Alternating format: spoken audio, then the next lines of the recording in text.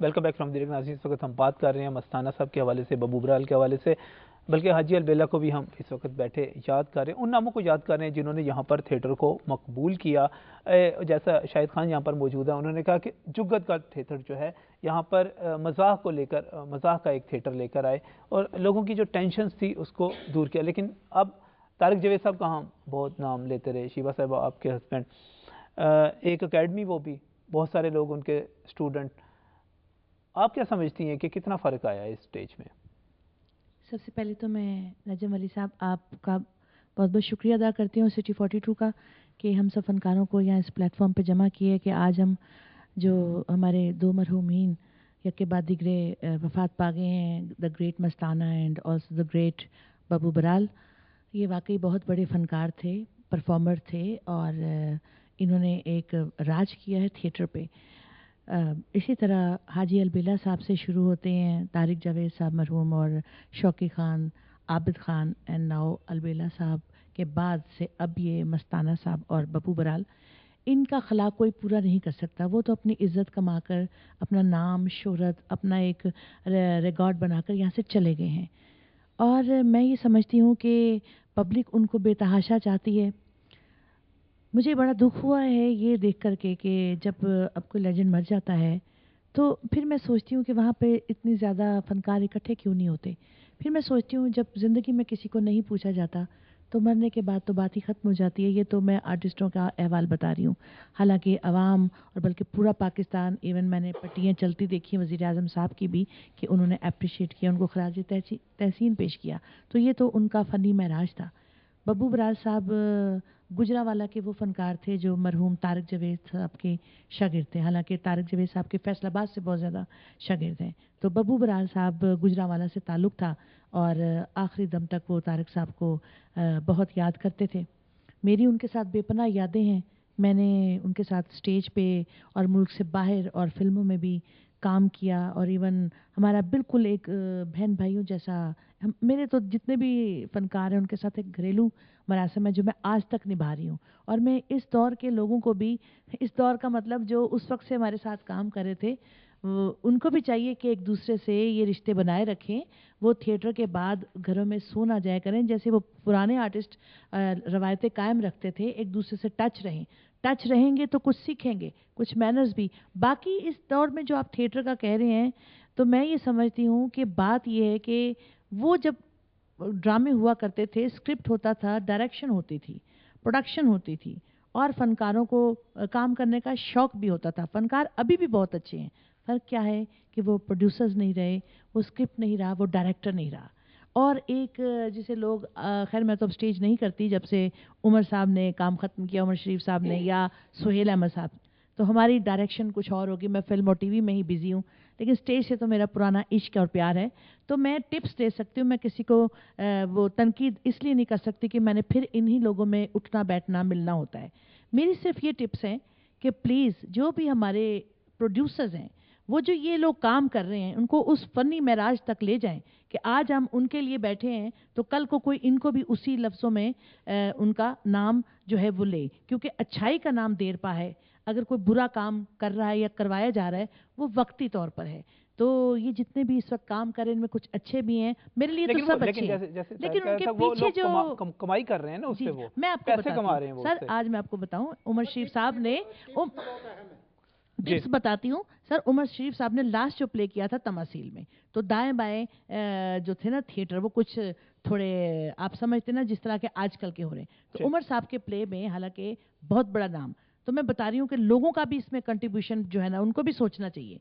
वो जब कोई लब्बैक कहेगा कि ये क्या हो रहा है, जैसे वो द ग्रेट बबू बराल कहते थे कि बकवास से, तो जब लोग ये कहना शुरू करेंगे, देखिए जी, लोगों का भी जो बीच में है कंट्रीब्यूशन गलत है।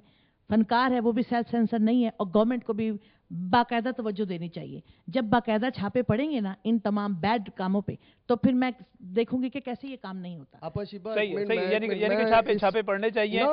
डीसीओ जो है, डीसीओ लाहौर जो कुछ स्टेप्स ले रहे हैं ठीक है। डीसीओ लाहौर के हवाले से मैं ये बात करना चाहता हूँ कि डीसीओ लाहौर को पहले नंबर पे थिएटर की कोई अवेयरनेस नहीं है। ना होम डिपार्टमेंट को, ना पंजाब आर्ट्स काउंसिल को। हम जब तक बुनियादी मसले की तरफ नहीं जाएंगे ना, बुनियादी मसला क्या है? बुनियादी मसला ये है भाई पता क्या कि मेरी बात एक मिनट सुने। शाहिद खान साहब, बुनियादी मसला सिर्फ ये है कि मुझे सिर्फ ये बताया जाए कि जिगर का कैंसर आर्टिस्ट को क्यों होता है, किसी प्रोड्यूसर को क्यों नहीं होता। अब जो जितनी भी तारीख आप देख लें, जिगर का कैंसर बब्बू बराल को, शुगर मस्ताना साहब को, हार्ट अटैक आबिद खान साहब को, मैं 18 साल हो गए इस फील्ड में, 20-20 साल, 25-25 साल के। आप मुझे ये बताएं कि आज तक शुगर, जिगर का कैंसर, हार्ट अटैक किसी प्रोड्यूसर को भी हुआ है?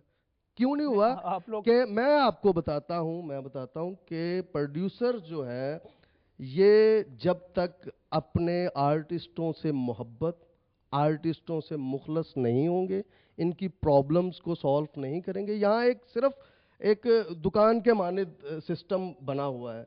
इन्हें मोहब्बत चाहिए, ये एक मासूम बच्चे की तरह आर्टिस्ट होते हैं। थिएटर परवान क्यों नहीं चढ़ रहा? आज आपको मेन बात बता देता हूँ, पसंदीदगी और नापसंदीदगी।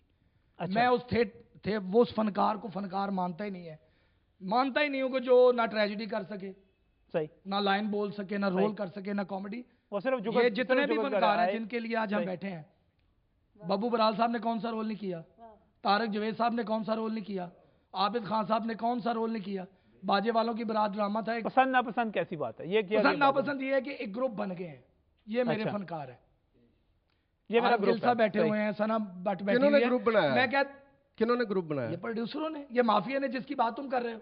मैं कह रहा हूं कि शाहिद खान साहब, आपको टीचर मिले बब्बू साहब, आपको टीचर मिले आबिद खान साहब, ठीक है, और वो टीचर किन्होंने प्रोवाइड किए? प्रोड्यूसर्स ने। मैं आपको ये बिल्कुल ठीक ये है। जो लड़के आज बैठे लेकिन आज हमारे बड़े नहीं आ रहे, इरफान खुर्सद साहब क्यों नहीं आ रहे, रहे? क्या वजह?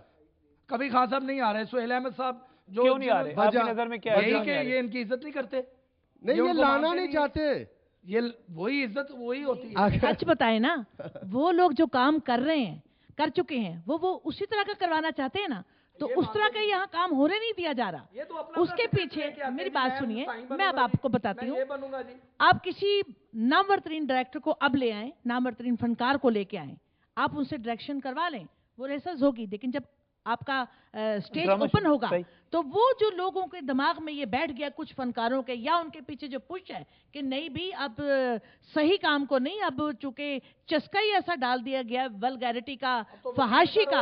आप ये देखें नजम वली साहब जो सीडी की डांसर थी ना, वल्गर, ये मैंने ARY पे वहाँ पे भी इंटरव्यू दिया था लंदन में, तो उन्होंने पूछा कि सेल्फ सेंसर, मैंने कहा जी ना आर्टिस्ट में है ना ही पब्लिक पे है। सीडी की एक आम डांसर जिसको कोई नहीं जानता था, वो अब सुपरस्टार्स कहलाई जाती हैं। आर्टिस्ट होंगे तो सेल्फ जरूर होगा उनमें, आर्टिस्ट नहीं है ये। जिनको काम पहले था, जिनको काम आता था उनको काम मिलता था, अब जिनको काम आता है उनको काम बिल्कुल नहीं सैमा खान आता। ने, सैमा खान ने देखे, नहीं क्यों नहीं नाम लेते? देखे कई बात सैमा सुनो। खान है, सैमा एक खान नहीं ने, है। सैमा खान ने थिएटर आप में उसको- फहाशी की, ठीक है, और जो उसने हरकतें की थिएटर में, और ये जो माफिया, ये जो मैं प्रोड्यूसरों को कहूंगा कि बजाय के ये 4 लोग इकट्ठे होते और एक बंद कमरे में ये फैसला करते कि ये औरत जो है थिएटर पे, इसे और सारी माशरे जिंदगी पे। के लिए बैन कर दिया जाए, उसके बजाय एक प्रोड्यूसर का करिंदा जाता है, एक फूलों का बुग्गा लेता है, एक बड़ी अच्छी टोकरी बनवाता है मिठाई की, और जाके सैमा खां को पेश करता है कि मैडम आप 35,000 रुपया ड्रामा के लेती थी, और आपका ये जो आपने परफॉर्मेंस दी इसकी वजह से आज अच्छा, इस पे आपका मैं बात 4 करना लाख चाहूंगा। रुपया मैं- कर दिया आपने जाता है। आपने बड़ा एक अहम पॉइंट उठाया, यहाँ पर मैं बात करना चाहूंगा। आलिया भी मौजूद है, सना भी मौजूद है, अंबर भी मौजूद है। ख्वातीन की अगर बात हो रही है तो ख्वातीन को बेहतर तौर पे जो है हक है कि वो इस पे कमेंट कर सकें, लेकिन यहाँ पर एक ब्रेक।